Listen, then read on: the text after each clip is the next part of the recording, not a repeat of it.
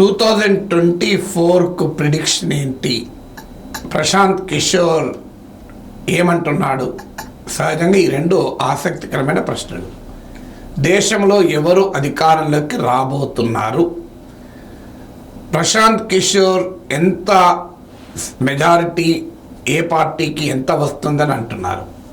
ఇలాంటి క్వశ్చన్స్ సహజంగానే ఎన్నికల ఈ సమయంలో బాగా క్యూరియస్ క్వశ్చన్స్గా ఉంటాయి.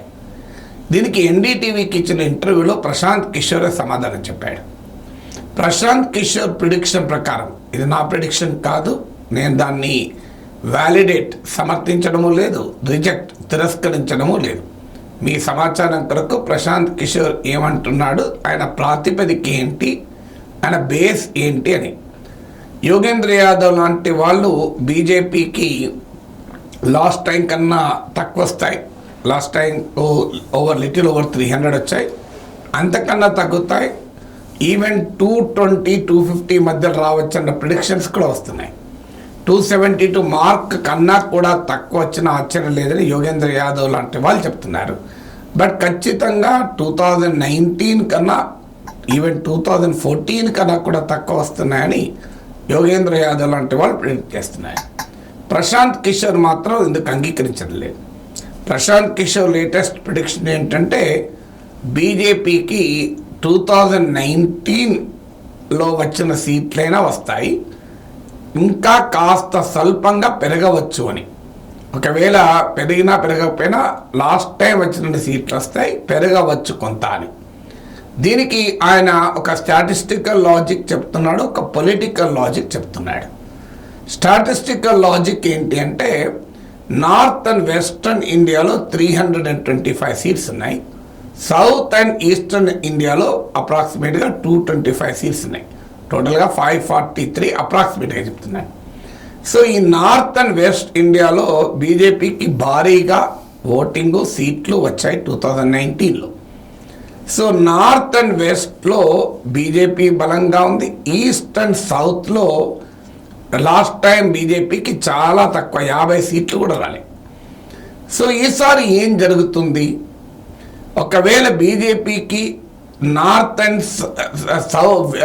అండ్ వెస్ట్లో భారీగా దెబ్బ తగలితే తప్ప బీజేపీ ఓడిపోవటానికి ఆస్కారం లేదు, బీజేపీ సీట్లు తగ్గటానికి అవకాశం లేదు. నార్త్ అండ్ వెస్ట్లో బీజేపీకి కొంత దెబ్బ తగిలినా సౌత్ అండ్ ఈస్ట్లో కొంత పెరుగుతాయి కనుక ఓవరాల్గా స్టేటస్ కో మెయింటైన్ కావచ్చు అన్నది ప్రశాంత్ కిషోర్ ప్రిడిక్షన్.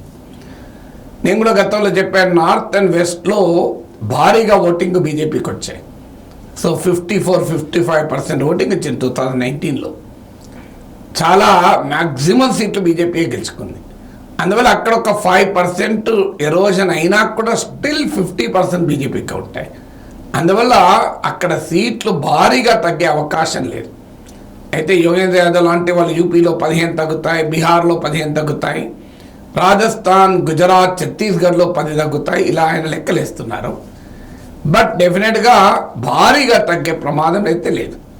అందువల్లనే యోగేంద్ర యాదవ్ చెప్పినా, ప్రశాంత్ కిషోర్ చెప్పినా బీజేపీ అధికారంలోకి రాదు, మోడీ మళ్ళీ ప్రైమ్ మినిస్టర్ కాడు అని ఎవరు ప్రిడిక్ట్ చేయడం లేదు. ప్రిడిక్షన్లో వేరియేషన్ వల్ల కేవలం నెంబర్సే. యోగేంద్ర యాదవ్ లాంటి వాళ్ళేమో బీజేపీ కనీసం 70 సీట్స్ తగ్గుతాయి, ఎన్డీఏకు 85 సీట్లు తగ్గుతాయని. బీజేపీకి 70 సీట్లు తగ్గితే అరౌండ్ 230-240 మధ్యలకు బీజేపీ పడిపోతుంది. సో ప్రశాంత్ కిషోర్ ఏమో స్టేటస్ కో మెయింటైన్ అవుతుంది, లేదంటే కాస్త పెరుగుతాయి అంటున్నాడు. అంటే మోర్ దెన్ 300 ఉంటాయి. సో ఇదొక్కటి డిఫరెన్స్. ఇక మిగతా మోడీకి ప్రైమ్ మినిస్టర్ కాడని, మోడీ అధికారంలోకి రాడని ఇద్దరు చెప్పడం లేదు. ఇక స్టాటిస్టికల్ లాజిక్ నేను చెప్పాను, పొలిటికల్ లాజిక్ కూడా ప్రశాంత్ కిషోర్ ఎన్డీటీవీ ఇంటర్వ్యూలో ఏమంటున్నాడంటే, మోడీ పట్ల సానుకూలమైన బలమైన వేవ్ లేదు, అదే సమయంలో ప్రతిపక్షం పట్ల భారీగా కోరిక లేదు. అంటే there is no anti Modi wave, also there is no pro Modi wave. ఇది మనం చాలాసార్లు నేను కూడా చెప్పాను. అపోజిషన్ పట్ల క్లామర్ లేదు, మోడీ పట్ల సానుకూల వేవ్ లేదు.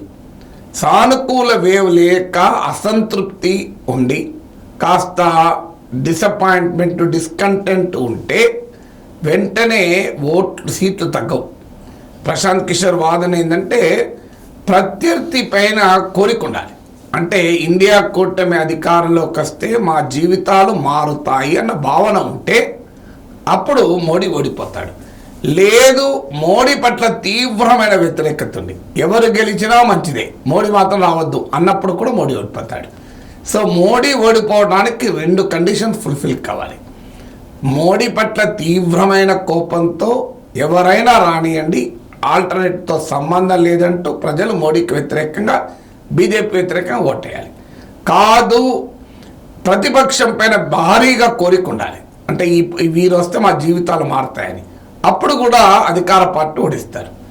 ఇప్పుడు మోడీ వస్తే, మోడీ రావాలని బలమైన కోరిక లేదు, కానీ అదే సమయంలో మోడీ పోవాలని బలమైన కోరిక కూడా లేదు. అందువల్ల ప్రతిపక్షం పైన భారీగా అనుకూలత లేనప్పుడు, మోడీ పోవాలన్న బలమైన కోరిక లేనప్పుడు డెఫినెట్గా స్టేటస్ కో మెయింటైన్ అవుతుంది అన్నది ప్రశాంత్ కిషోర్ చెప్తున్న పొలిటికల్ లాజిక్.